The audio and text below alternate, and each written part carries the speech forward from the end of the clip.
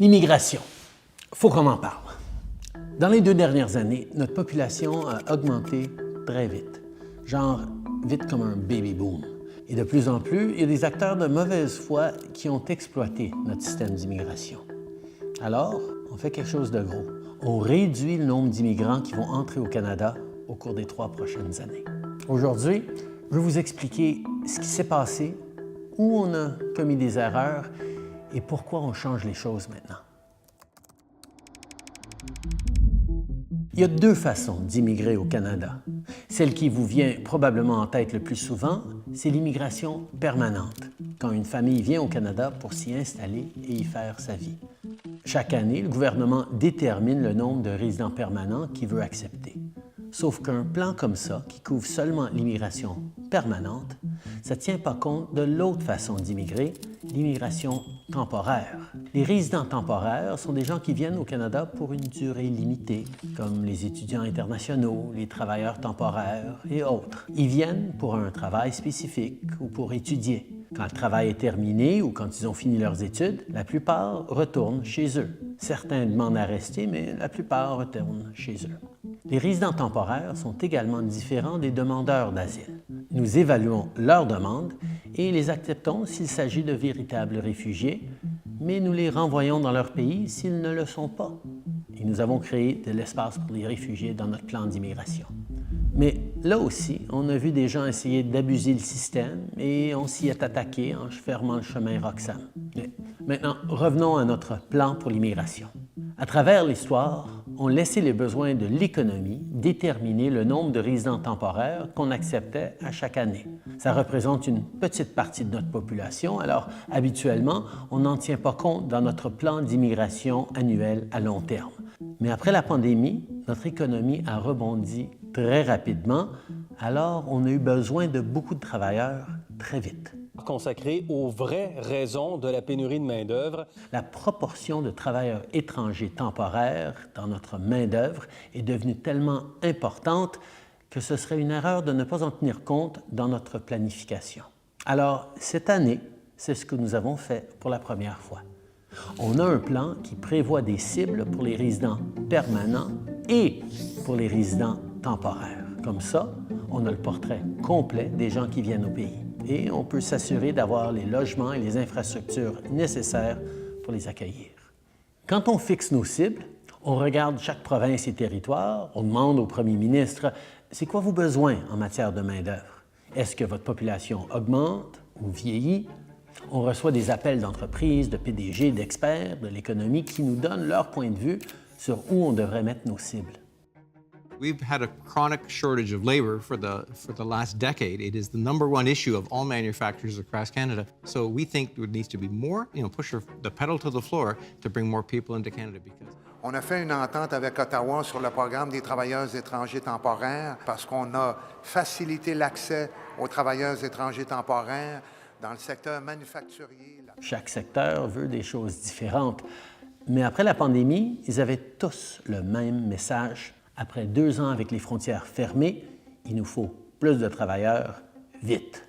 Alors, on a fait venir plus de travailleurs. Et ça a été le bon choix. Notre économie a connu une croissance. Les restaurants et les magasins ont rouvert leurs portes. Les entreprises ont passé au travers et surtout, malgré les prédictions de beaucoup d'économistes, on a évité le pire des scénarios, une récession.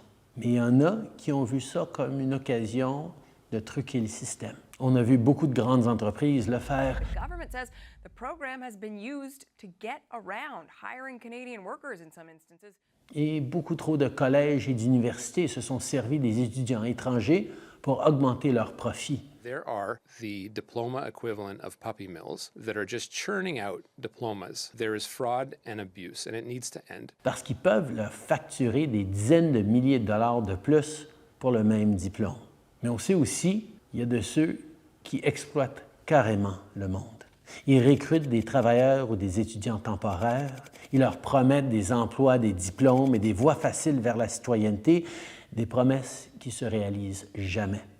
Avec le recul, quand notre gros rebond économique d'après-pandémie s'est terminé et que les entreprises n'avaient plus besoin de la main-d'œuvre supplémentaire, comme équipe fédérale, on aurait pu agir plus vite. Mais c'est ce qu'on fait aujourd'hui. Now, it is time to make the adjustments to stabilize the immigration system that we need and get it working right for Canadians for right now. L'immigration relève surtout du fédéral. Bon, sauf au Québec, mais ça, je vais en parler plus tard. Ailleurs, on a tous les outils pour garder la situation sous contrôle. Et on le fait. This is a big change, a major cut to immigration.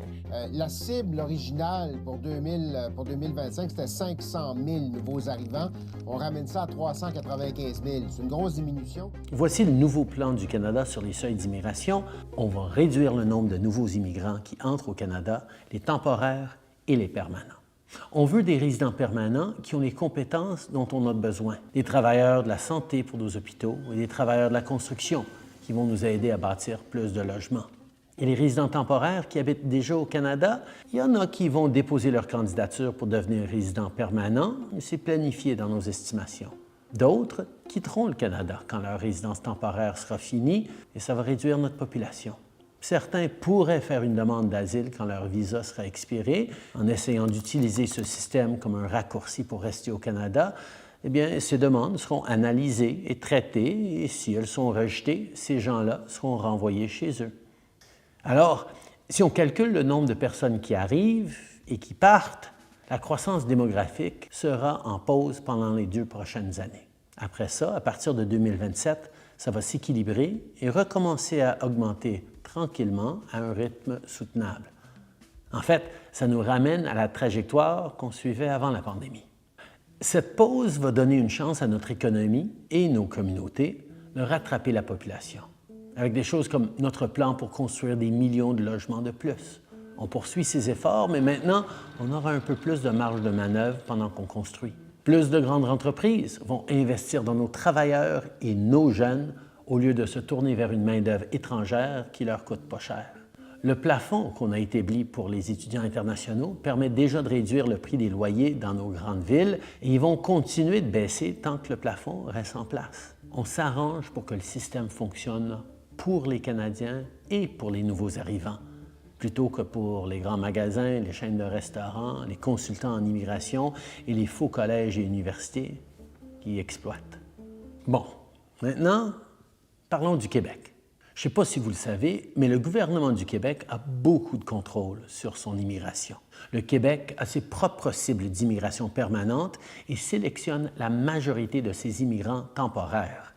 Les mesures qu'on prend vont amener une réduction de l'immigration temporaire au Québec aussi, mais le gouvernement du Québec doit agir lui aussi pour contribuer à nos objectifs communs de réduire l'immigration temporaire et protéger le français. D'ailleurs, avec notre plan, on contribue aussi à la vitalité du français à travers le Canada en augmentant nos cibles d'immigration francophone hors Québec. L'immigration est vraiment importante. On est chanceux qu'autant de gens rêvent d'habiter ici, mais pour réaliser ce rêve, il leur faut un bon emploi, un logement qui a de l'allure et des soins de santé qui sont accessibles quand ils en ont besoin. C'est pour ça que notre décision de réduire temporairement nos seuils d'immigration, c'est une décision pragmatique. L'immigration, c'est une bonne chose. Alors le Canada doit bien faire les choses.